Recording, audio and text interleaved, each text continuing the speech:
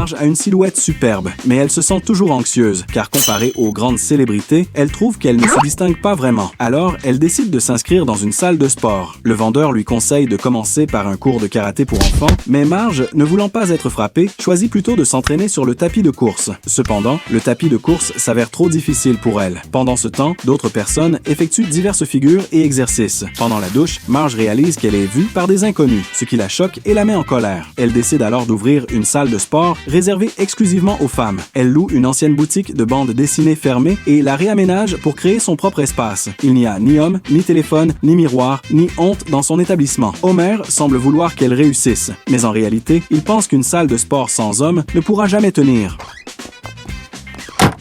On va être riche! On va enfin pouvoir fonder une famille! Cependant, contre toute attente, le gymnase de Marge connaît un immense succès. Les affaires marchent de mieux en mieux et finalement, elle apparaît sur la couverture du magazine Fortune en tant que femme d'affaires à succès. Grâce à son entreprise florissante, Marge peut désormais offrir à Homer un séjour dans un hôtel de luxe. Homer se réjouit de sa chance et les autres hommes autour de lui ressentent la même chose. Ils peuvent profiter de ces plaisirs luxueux parce que leurs femmes sont devenues des femmes d'affaires accomplies, avec une seule différence. Ils sont tous des maris de secondes noces. Les premières épouses les ont quittés, fatigués de vivre avec des maris en surpoids. Homer est convaincu que Marge ne le quittera jamais, mais ses autres hommes le préviennent que cela n'est qu'une question de temps. Ça n'arrivera jamais!